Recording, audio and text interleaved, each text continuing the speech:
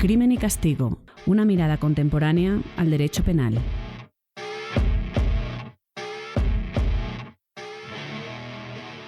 Buenos días, buenas tardes, buenas noches. Un saludo especial a quienes nos escuchan hoy en un nuevo episodio de Crimen y Castigo. Yo soy Valentina del Sol. Yo soy Camilo Urbano. Y yo soy Yesid Reyes, todos del Departamento de Derecho Penal y Criminología de la Universidad Externado de Colombia. Hoy hablaremos sobre amnistía y persecución política en Venezuela. Yesid, Valentina, el 19 de febrero de 2026, la Asamblea Nacional de Venezuela promulgó la Ley de Amnistía para la Convivencia Democrática. La ley tiene por objeto conceder amnistía plena de los delitos de motivación política cometidos entre enero de 1999 y febrero de 2026, en el marco de actos de protesta definidos en un listado taxativo que podemos hablar de esto más adelante.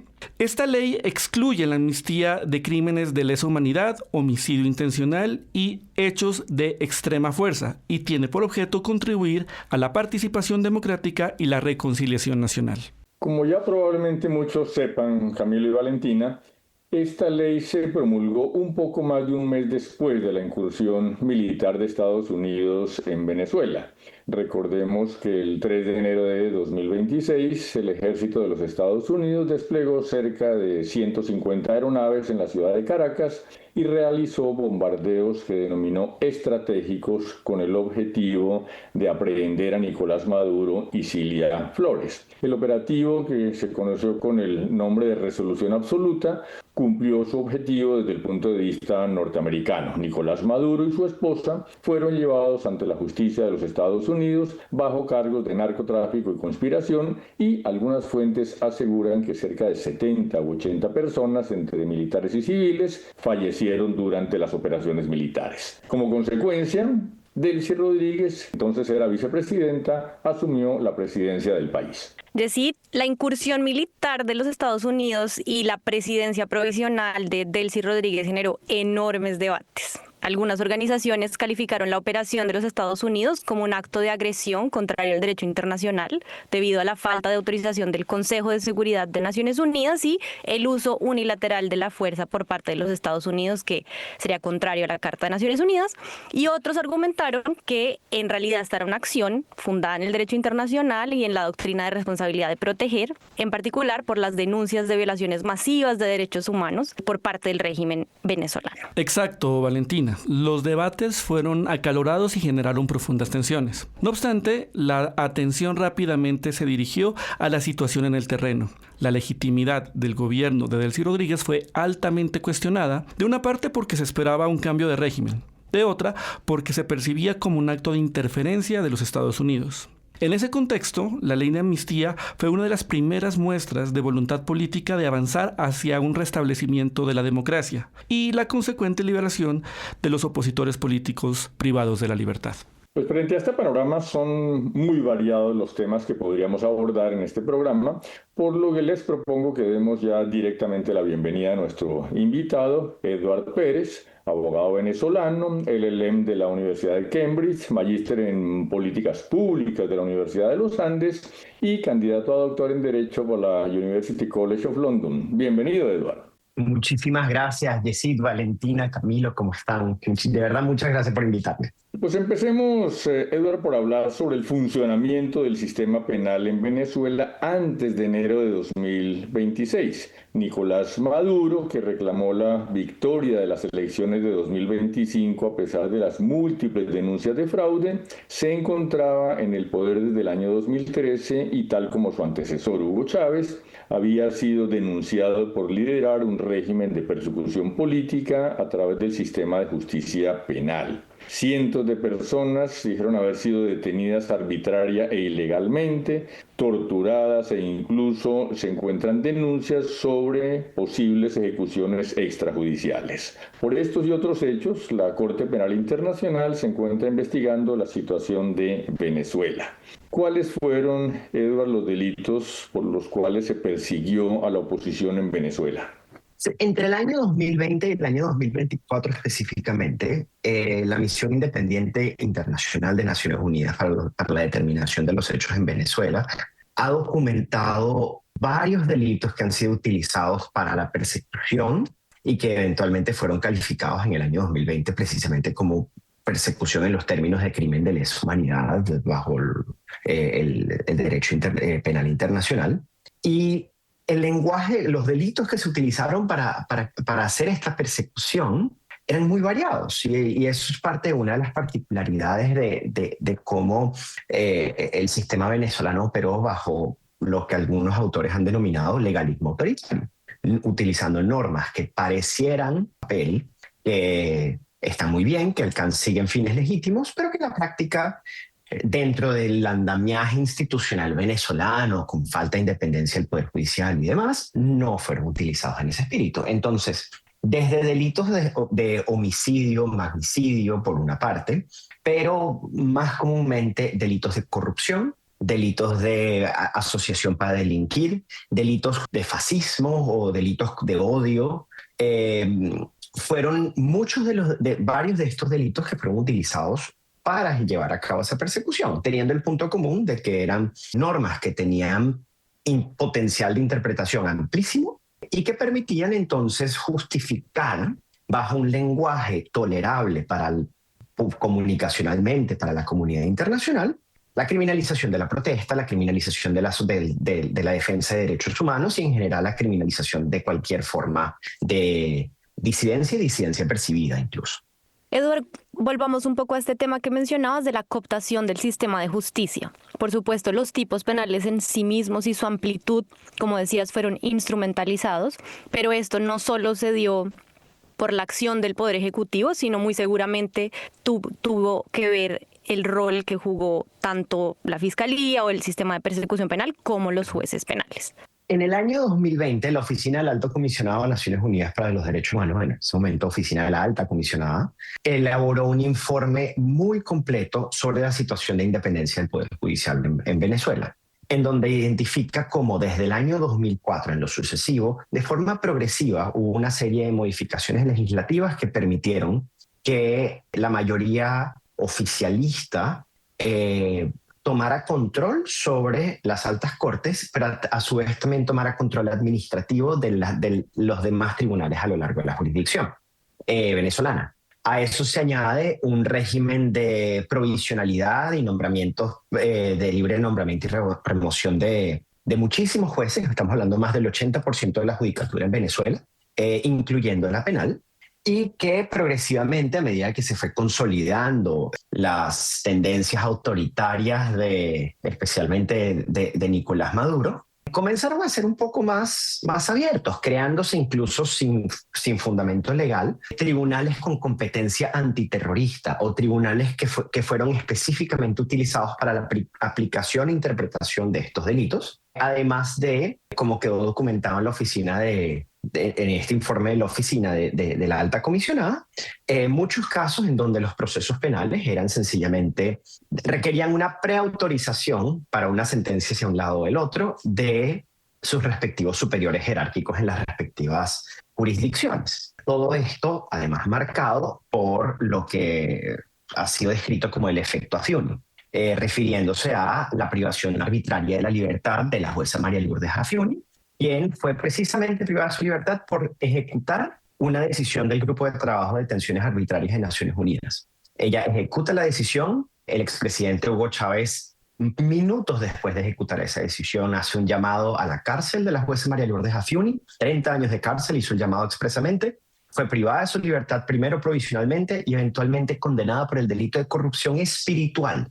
Aunque no hubo intercambio de fondos, se consideró que el mero hecho de liberarla le generó un placer y por lo tanto eso fue suficiente para justificar su eventual condena. Y eso es una condena trágica en donde la jueza enfrentó muchísimos hechos de violencia dentro de ese centro penitenciario y ha sido documentado por la Comisión Internacional de Juristas como, por eso el nombre efecto Afiuni, como el último disuasor a quien vaya a ejercer la jurisdicción penal en contra de los intereses de la administración pública venezolana. Bueno, primero, increíble, impactante. Nos dejaste mudos. Sí.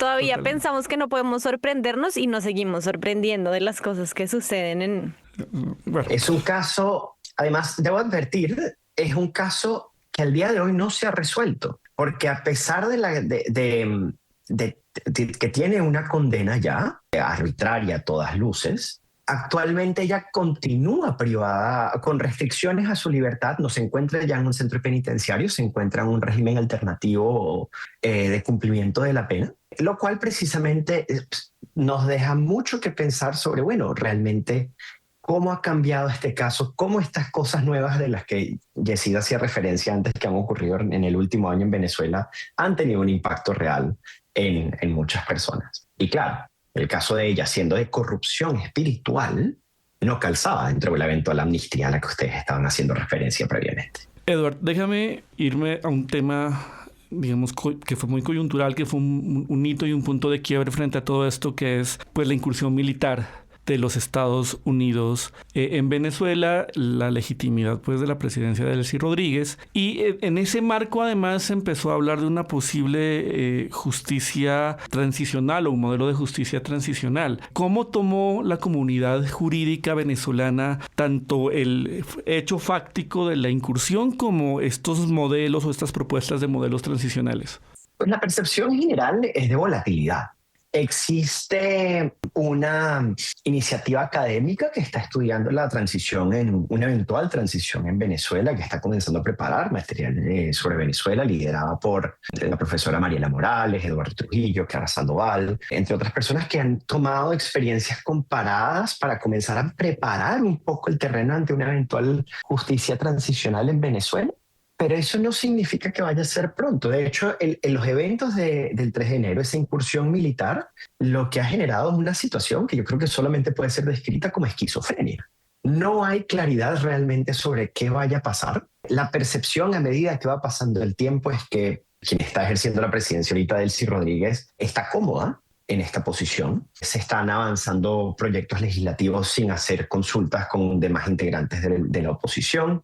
Hay pocos espacios de diálogo con la oposición, las consultas públicas no son muy claras. Entonces pareciera que hay un diálogo bilateral entre Delcy Rodríguez y las autoridades externas que pretenden ejercer control sobre Venezuela, pero no realmente un control, un diálogo que permita legitimar cualquier cosa que pase a partir de acá. Y eso nos deja a todos los venezolanos en una situación de mucha preocupación, incertidumbre y esperas de qué pueda pasar, porque es imposible preverlo, porque todo está ocurriendo con mucha opacidad.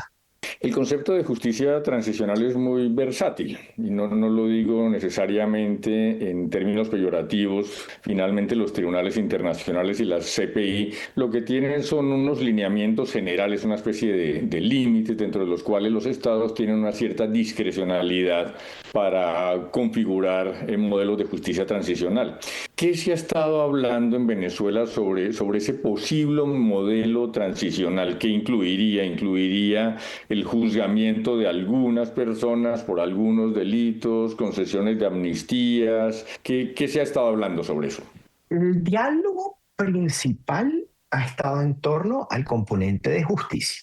Y creo que el punto de quiebre más importante a una posibilidad de un diálogo real, genuino, porque las percepciones de justicia de quienes ostentan el poder en este momento son muy distintas a las percepciones de justicia que tienen quienes lideran a la oposición actualmente. Es muy diciente que creo que fue hace una semana o 10 días que el Jorge Rodríguez, hermano de Delcy Rodríguez y presidente de la Asamblea Nacional en Venezuela, se comunicó, hizo una locución pública diciendo: supérenlo, perdónennos y vuelvan a Venezuela. Y me pareció muy diciente ese discurso, porque pareciera que la posición oficial con respecto a la justicia es no solamente de olvido, sino además de una impunidad, olvido, impunidad, y probablemente a una lógica en la que estamos ante una nueva realidad, pero eso no significa que nos vamos a ir de acá, eso no significa que las cosas van a cambiar, solamente como una especie de sigamos hacia adelante que no ha calado muy bien con la oposición, que además los últimos resultados en Venezuela reflejan que es mayoría. Y esa situación genera muchísimas tensiones. y las expectativas, por lo tanto, de justicia transicional, de una real justicia transicional con la legitimidad democrática que uno espera de un proceso de justicia transicional que tenga bases al menos en los sectores políticos e idealmente también en la población, eso se va alejando poco a poco. Eduardo, creo que un ejemplo de este fenómeno de opacidad y de falta de participación y de incertidumbre fue quizás el tratamiento de las liberaciones de presos políticos antes de la promulgación de la ley de amnistía. Sabemos que pocas semanas después de la incursión militar empezaron las liberaciones de algunas de las figuras seguramente que eran más, comillas si se pudiera decir, representativas en el debate político, y que eso seguramente tenían unos objetivos estratégicos. No sabría decir de quién, tú nos podrás decir mejor, pero esas liberaciones se hicieron con base en decisiones administrativas y judiciales mediadas fundamentalmente por la discrecionalidad de estas autoridades. ¿Cómo tú crees que eso, o mejor dicho, si pudieras contarnos un poco sobre ese fenómeno y luego cómo eso se conecta con la gran incertidumbre de la que nos hablas, que mediaría un modelo de transición o que ha mediado hasta ahora el modelo que se ha empezado a construir? Es un punto muy interesante para hacer una evaluación de esa ley de amnistía y de qué pasó allí. Como muy bien indicaron, las liberaciones comenzaron antes de la ley de amnistía, fundamentadas en discrecionalidad. Francamente, ni siquiera sabría explicarla, porque como era una detención arbitraria de base, las liberaciones antes, incluso la incursión de Estados Unidos, cuando existían estas liberaciones eran por actos que difícilmente se puede explicar, de arbitrariedad, bondad, ni siquiera sabría cuál es la palabra adecuada para poder decir esto. Entonces la figura jurídica no es muy clara. Normalmente sí se daban estas liberaciones, como efectivamente en esta primera etapa se dieron, con condicionamientos, no se puede salir después a protestar, no pueden usar las redes sociales, entre otras formas de esto. Entonces esa primera etapa, digamos, antes de la ley de amnistía, vamos a decir que fueron, y voy entre comillas, de buena voluntad, cierro comillas. Sale la ley de amnistía, que crea una especie de marco jurídico para justificar estas liberaciones, con un catálogo muy claro de cuáles son los hechos que eran amnistiables. Debo advertir que muchos hechos por los cuales muchas personas privadas de su libertad por motivos políticos no calzaban. Entonces ahí generó mucho conflicto. Muchas personas pidieron libertad con base en la amnistía ante tribunales y los tribunales las rechazaron. No es muy claro el motivo que está detrás de esto. Pero la ley de amnistía sí facilitó la liberación de otro grupo de personas, alcanzando incluso hasta unas 800 liberaciones en total, a pesar de que tampoco tenemos mucha claridad de cuáles son los números finales de realmente personas privadas de libertad por motivos políticos que fueron liberadas. A eso añadiéndose que hay muchos presos políticos que nunca se identificaron como tales e igualmente fueron liberados porque temían de que si se autodenominaban presos políticos tenían más dificultades para ser liberados. Pero la razón por la que creo que es interesante hacer una evaluación ahorita es porque por decreto, anuncio, ni siquiera, sin ninguna figura jurídica clara, la presidenta encargada Delcy Rodríguez afirmó que se acabó ya la ley de amnistía, que ya no era, que ya no nadie más podía acceder a esa ley de amnistía porque era solamente por un plazo determinado, plazo que no estaba en la ley, plazo que pues, surgió de la nada. Y no había una derogatoria ni nada por el estilo, simplemente se acabó esa ley de amnistía. Entonces, si lo vemos en la práctica, la ley de amnistía no sabemos ni siquiera si tuvo un real impacto. Lo que sí tuvo un impacto es comunicacional, porque precisamente generó una narrativa que nos acercaba un poco, al menos a algunos de los componentes típicos de la justicia transicional. Pero cuando se acaba así de la nada, también nos deja pensando qué tan cerca realmente estamos de una justicia transicional. Eduardo, pues escuchándote, la verdad es que la preocupación democrática siempre se exacerba, ¿no? Es muy complicado. Podría preguntarte cosas formales sobre la ley de amnistía, como el tiempo, a quien cobija, pero con lo que tú nos acabas de contar, pues poco o nada sirve entrar en una discusión sobre el objeto de la ley, la temporalidad de la ley, la estructura de la ley, cuando la ley parece ser más una excusa débil, más que una figura democrática. Pero lo que sí quisiera que nos cuentes desde tu perspectiva, y que creo que me parece muy importante desde el punto de vista jurídico, es qué otras acciones desde el ámbito internacional ha habido frente a la protección de derechos fundamentales en Venezuela después de toda esta incursión militar estadounidense? Esta es una pregunta muy interesante porque una gran parte del seguimiento internacional ha sido principalmente llevado a cabo por la Comisión Interamericana de Derechos Humanos. La Comisión Interamericana, en su reciente informe anual y antes de eso a través de varias notas de prensa,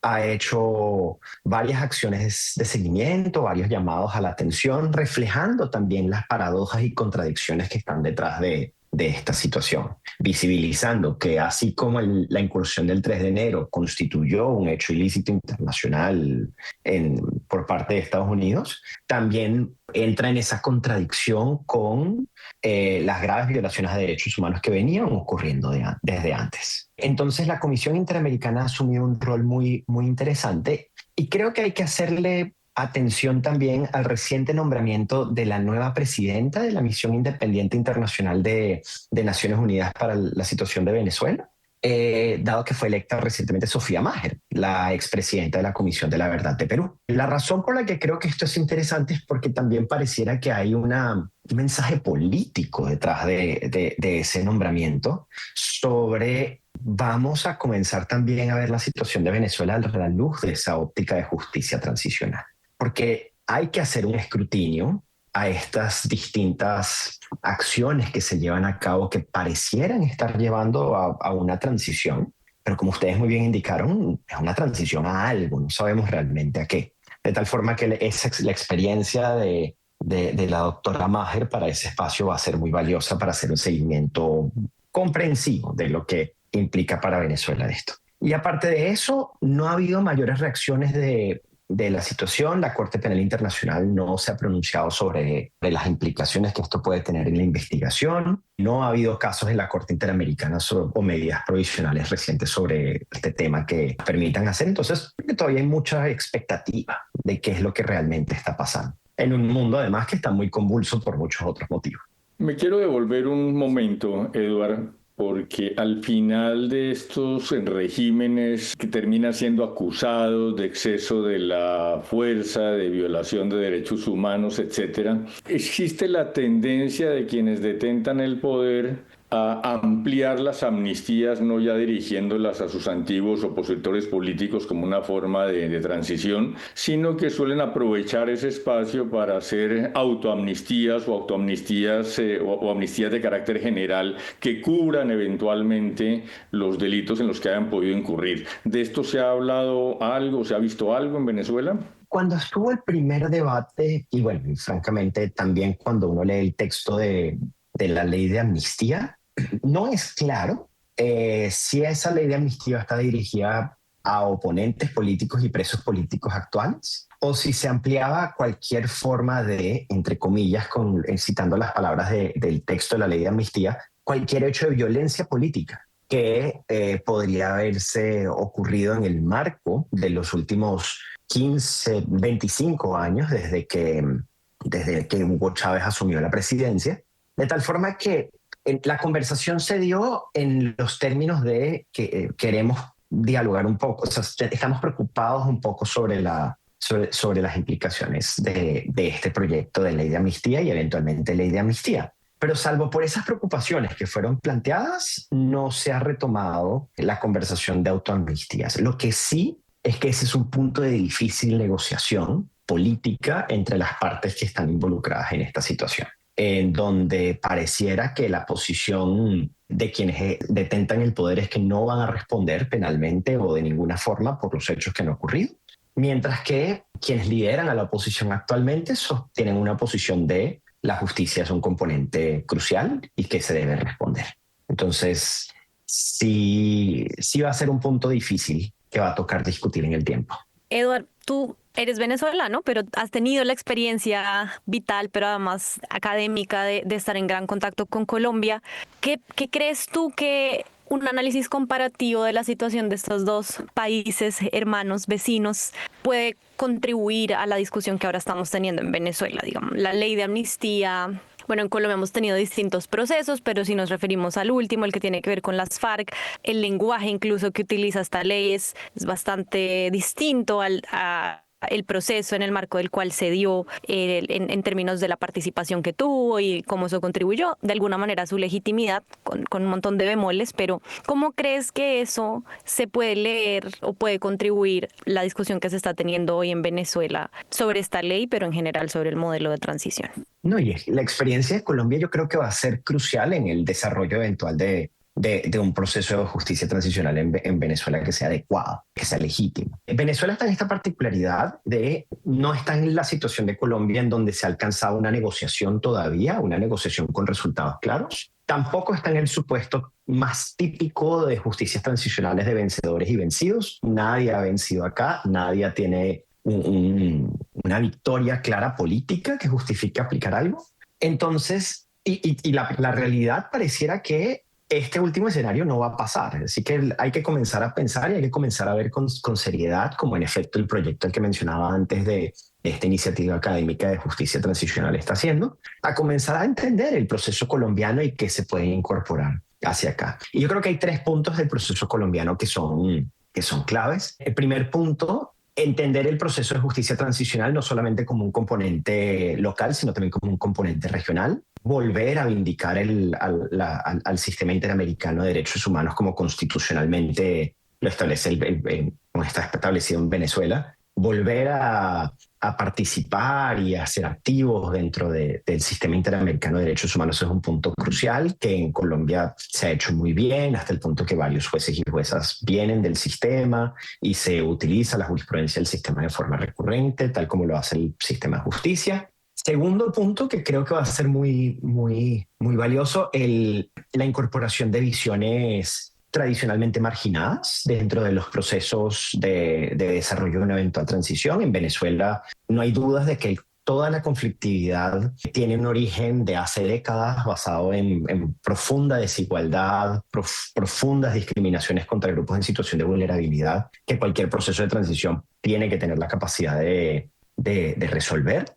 Y tercer punto es el entender de que que yo creo que es un punto que Colombia entendió de forma perfecta, y es que la justicia transicional está diseñada para no ser perfecta, sino para acompañar, alcanzar verdad, reparar principalmente, y a partir de eso construir un país en conjunto, que es yo creo que lo que más necesita Venezuela en este momento y que creo que Colombia ha ido trabajando adecuadamente en ese sentido.